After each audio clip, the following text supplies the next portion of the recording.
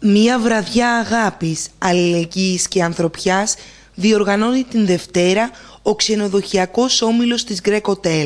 Η διοίκηση και το προσωπικό των ξενοδοχείων του Νίκου Δασκαλαντονάκη ανοίγουν και φέτος την ζεστή αγκαλιά τους στους 22 εξυπηρετούμενους του Συλλόγου Αγάπης στο Ρέθυμνο, προσφέροντας απλόχερα, στοργή, χαρά, μέσω μιας ψυχαγωγικής βραδιάς, όλα τα έσοδα της οποίας θα διατεθούν για την οικονομική ενίσχυση του Συλλόγου.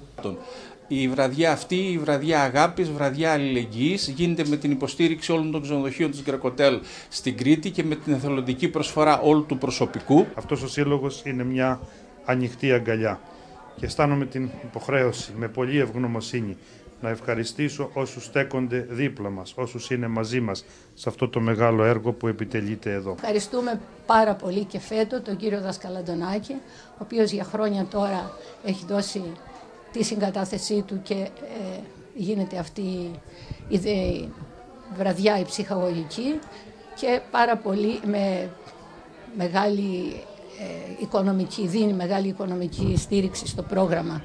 Ιδιαίτερα επίσης ευχαριστούμε και τον κύριο Καλατζηδάκη. Ο Σύλλογος Αγάπη εξυπηρετεί 22 συνολικά ενήλικες και μέχρι στιγμής το εκπαιδευτικό του προσωπικό είναι μόλις 4 άτομα μαζί με τον οδηγό. Αναμένουν με αγωνία την έγκριση σχετικού προγράμματος από το ΕΣΠΑ για να μπορέσει και φέτος ο Σύλλογος Αγάπη να υλοποιήσει περισσότερα προγράμματα για τους εκπαιδευόμενους του. Η Greek-Hotel έχει δέσμευση ως προς το κοινωνικό έργο παράλληλα με το επιχειρηματικό και πραγματικά αξίζει τον κόπο όλοι οι ρεθεμιώτες και όλοι οι ρεθεμιώτες μας να έρθουν στο κάλεσμα αυτό, γιατί η επιτυχία της βραδιάς εξαρτάται από τη συμμετοχή όλου του κόσμου και πραγματικά αυτούς τους δύσκολους καιρούς πρέπει να δείξουμε το πραγματικό πρόσωπο αλληλεγγύης και αγάπης, ώστε όλος αυτός ο κόπος που κάνει όλος ο Σύλλογος Αγάπη με ένα πολύ ενδιαφέρον πρόγραμμα εκπαίδευσης στα παιδιά αυτά να πιάσει τόπο και πραγματικά αυτοί το χρειάζονται πιο πολύ από όλοι μας. Η αγάπη δοκιμάζεται. Όχι μόνο αυτός ο σύλλογος, γενικότερα η αγάπη όλων μας τούτους τους δύσκολους καιρούς δοκιμάζεται και προσπαθούμε να κρατιόμαστε χέρι-χέρι κοιτάζοντας με ελπίδα προς το αύριο.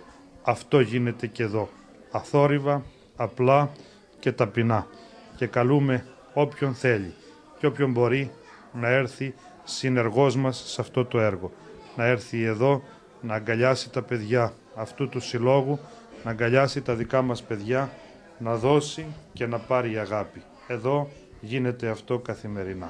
Η ψυχαγωγική βραδιά της Δευτέρας ξεκινά στις 6:30 με ένα παιδικό πρόγραμμα, ενώ στις 9 ο Στέλιος Μπικάκης και ο Όμιλος Βρακοφόρων Κρήτης θα διασκεδάσουν τους παρευρισκόμενους. Θα ξεκινήσει 6:30 ώρα το απόγευμα με ένα ψυχαγωγικό πρόγραμμα για τα παιδιά, με πολλά δημιουργικά εργαστήρια, με καραγκιόζι και θα συνεχιστεί για τη ψυχαγωγική ενότητα των ενηλίκων με την ευγενική παρουσία του Στέλιου Μπικάκη και του Ομίλου Βρακοφόρων Κρήτης.